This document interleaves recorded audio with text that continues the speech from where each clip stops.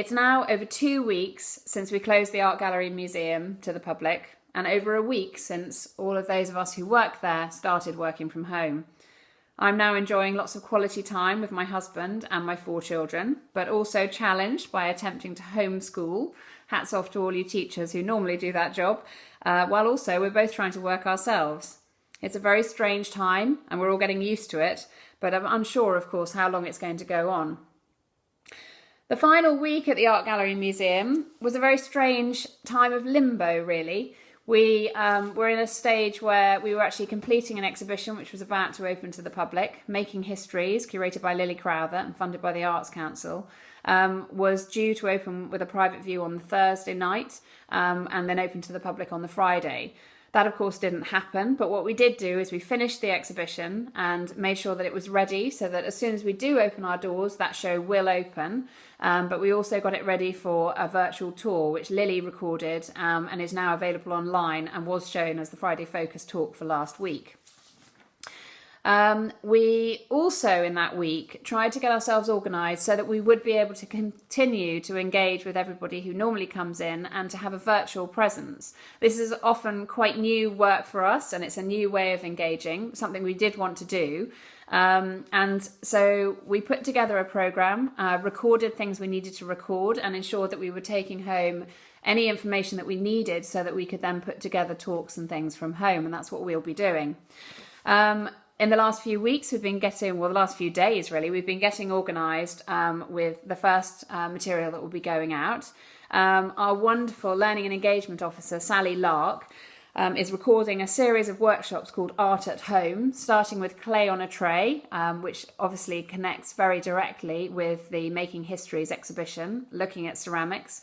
Sally is a potter and she has a studio and she is able to film these sessions from her studio. So those will be going out in the next few weeks.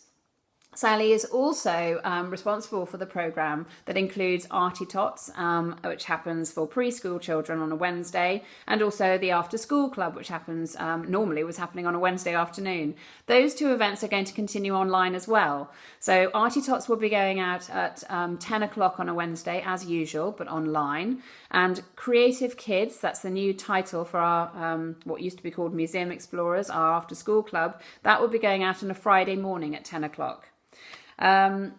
There were also a lot of wonderful things that are going on online on other platforms, other websites, brilliant creative sessions. So we're going to be signposting people to those so that you can all carry on being creative. It's a time when I think we need a lot of creativity in our lives to help us get through the tough times.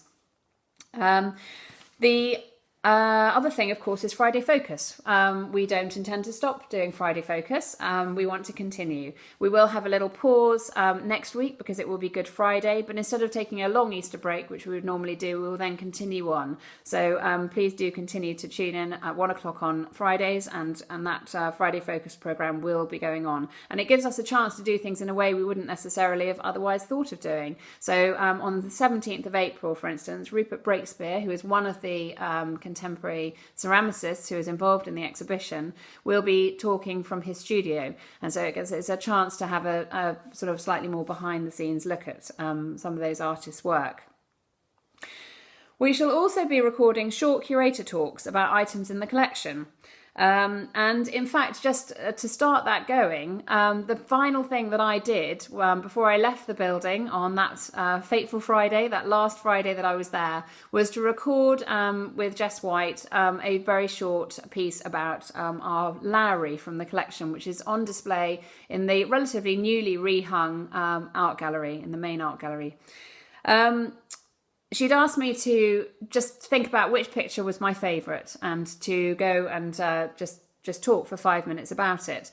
It's an interesting choice, that one. As you may know, I've been at the art gallery working initially as a curator for over 10 years. And it's a game that we often play. When we do work on the collection, and particularly when we do a rehang, those of us who are involved in it do tend to get quite involved with the artworks. They become like old friends. And for me to be hanging this rehang, as we are currently minus our curator, was a real joy. It was going back to looking in the store, thinking of things that would work well together, and sometimes filling in gaps when you start hanging things together. They maybe don't work as you'd thought, and you might need to do swaps. And going through that process was actually a hugely enjoyable one for me. And we had a great team, and we had a wonderful time. So, as I say, we often, at the end of that process, go through a sort of game that we play with a lot of the staff and say, well, which picture that's out on display now would be the one that you would love to take home? If you had the chance and you could live with it and just really sort of, really immerse yourself in one particular artwork, which would it be? And the Lowry painting, which I'm talking about in this film that you'll see in a minute, is one that I've always really liked enormously and even loved, but it's never been one that I'd picked as my favourite. It's an artwork that is, I think, possibly because it was so popular. It was a incredibly popular one. It's a valuable picture. It's always been one that's been of huge interest. It's always been a picture that we try to include a lot in the displays, because it's always, people are always keen to see it. And maybe for that reason, I had slightly sort of hung back from feeling it was one that was a bit different or a bit unusual, or I don't know. It had just never been one I particularly picked out. But in this instance, we'd all been involved in this rehang. We'd had a lot of discussions about the colours. We always change the walls. And one of the things we'd done is we picked this particularly beautiful green, and then this rather gorgeous sort of grey green, or sort of a lovely muddy green that is in the alcoves. And having selected the Lowry to go up, I was looking forward to seeing how it looked in the position we'd chosen. I walked downstairs, and at that point I hadn't actually seen it against this lovely muddy green that we have.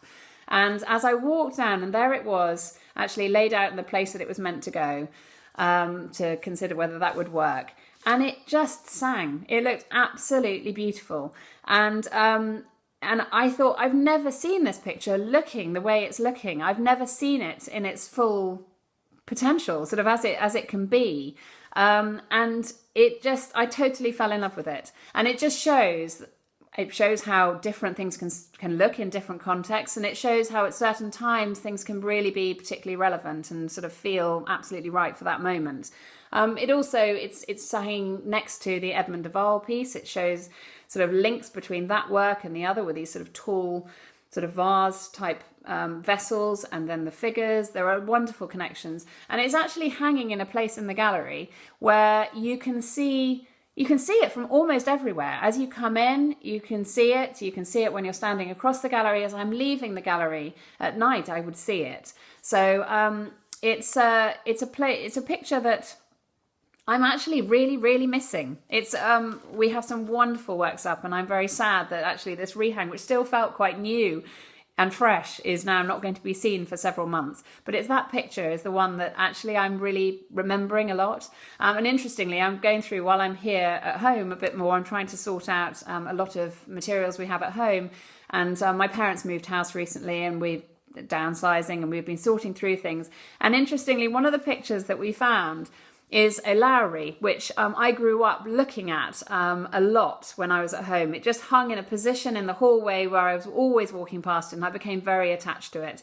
It was a large postcard, as it turned out, and apparently my parents framed it because when they moved to a new house, they had walls and very few possessions and very few pictures. And so my father had lovingly framed this postcard in a very lovely frame, and it hung for many, many years in our house. And seeing it again, I thought, yes, this Lowry, I have loved these paintings of Lowry for a long time, and possibly just not quite acknowledged that to myself. So I hope you enjoy the film.